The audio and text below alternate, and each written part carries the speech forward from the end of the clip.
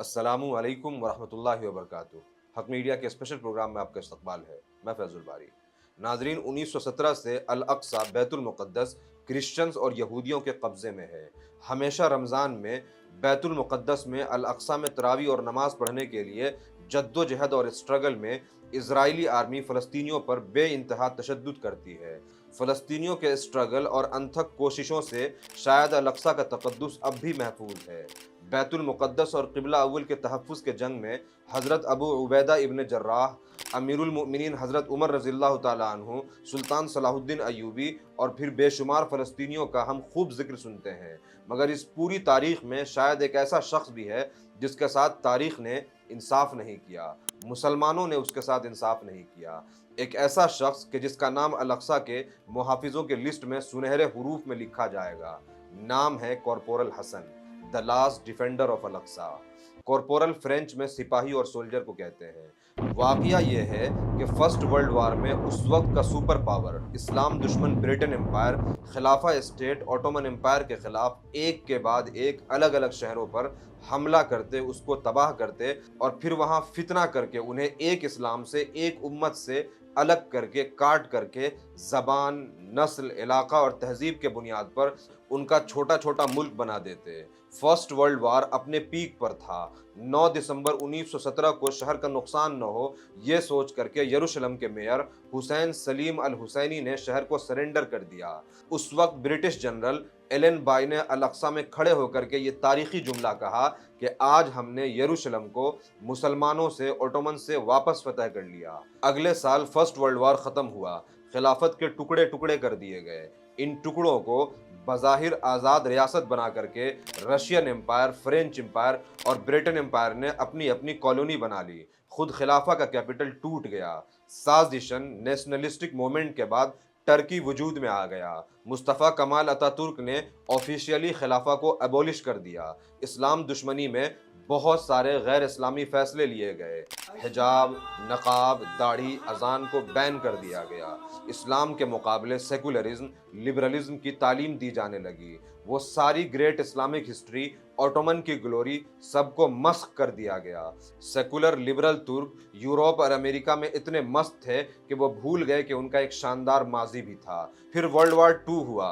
दुनिया का एक बार फिर से नक्शा बदल दिया गया। जिस यरूशलेम को फतह कराने में अरबों ने खिलाफा से, ऑटोमन से गद्दारी की थी, उन्हें इस बार ब्रिटेन और फ्रेंच एम्पायर ने गद्दारी का इनाम देने के बजाय धोखा दिया और इजराइल वजूद में आ गया। अरब कंट्रीज ने तब इजराइल के खिलाफ जंग का ऐलान किया। मगर टर्की अब एक एंटी इस्लामिक सेकुलर स्टेट था। उसने अगले ही साल 1949 में इजराइल को रिकॉग्नाइज करके डिप्लोमेटिक रिलेशन कायम कर दिए। साल गुजरता रहा। टर्की और इजराइल के बीच बहुत सारे गवर्नमेंटल, नॉन गवर्नमेंटल विजिट्स हुए। ऐसे ही 1972 में टर्की के बिजनेसमैन, जर्नलिस्ट और पॉलिटिशियंस का इजराइल में एक दौरा हुआ। दौरे के चौथे दिन रूटीन के मुताबिक हिस्टोरिकल और टूरिस्टिक प्लेसेस दिखाया जा रहा था। तभी ये ग्रुप अल अक्सा के उस जगह पहुंचा जिसको 12,000 कैंडेलियर कार्टी यार्ड कहते हैं। असल में यहाँ ऑटोमन खलीफा सुल्तान सलीम थर्ड ने 12,000 मोमबत्तियां जला करके इशा की नमाज अदा की थी। इस ग्रुप में एक टर्किश जर्नलिस्ट थे, इल्हान बर्दाख्शी। वो कहते हैं कि उनकी नज़र एक 90 साल के बूढ़े आदमी पर पड़ी जो सहन के कोने में ऐसे तन के खड़े थे जैसे कोई जुनूनी फौजी हो। उसकी यूनिफॉर्म उससे भी ज़्यादा पुरानी थी, जिसमें बहुत सारे पेबंद लगे थे। कुछ पेबंद 2-2, 3-3 मरतबा सिले हुए थे। वो एकदम तन करके सीधे खड़ा होना चाहते थे, मगर उनकी उम्र ज़ईफ़ी उनको सामने की तरफ झुकाए हुई थी। इल्हान बर्दाख्शी लिखते हैं कि उन्होंने अपने टूर गाइड से पूछा, कौन है यह शख्स? उसने जवाब दिया कि जब से मुझे होश आया है, यह शख्स रोज यहाँ आता है, सूरज डूबने तक यहीं रहता है, न किसी से बोलता है, न सुनता है, सिर्फ किसी चीज का इंतजार करता है। मुझे लगता है ये पागल है। जर्नलिस्ट इल्हान उसके जवाब से मुतमईन न हुए, इसीलिए उसने बूढ़े शख्स के करीब जाकर के टर्किश जबान में सलामुन अलैकुम बाबा कहा। कमजोर सी दबी आवाज में उन्होंने जवाब दिया, वालेकुम सलाम अगुल। अगुल टर्किश जबान में बेटे को कहते हैं। जर्नलिस्ट ने पूछा, आप कौन हैं और यहाँ इस वक्त क्या कर रहे हैं?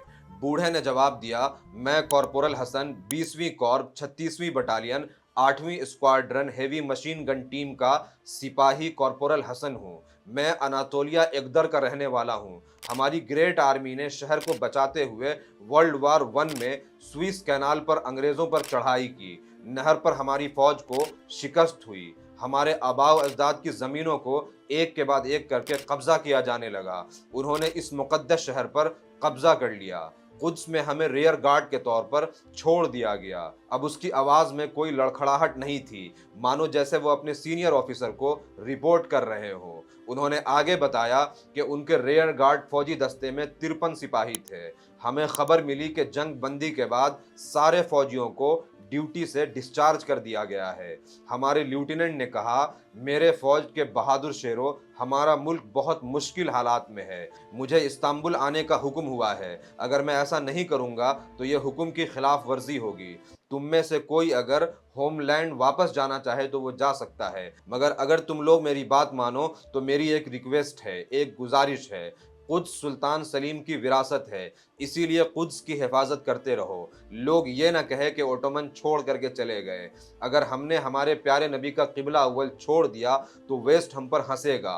इस्लाम की इज्जत और उस्मानियों की शान पामाल न होने देना। लिहाजा हमारा लश्कर कुद्स में ठहरा रहा और फिर देखते देखते सालों गुजर गए। फौज में से एक एक करके मेरे सारे भाई इंतकाल हो गए। हम दुश्मनों से नहीं बल्कि गुजरते सालों से हारते गए।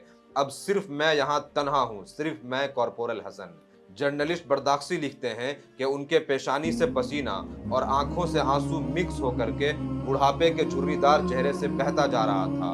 उन्होंने आगे कहा, बेटा क्या तुम मेरा एक काम करोगे? जर्नलिस्ट ने कहा, फरमाइए।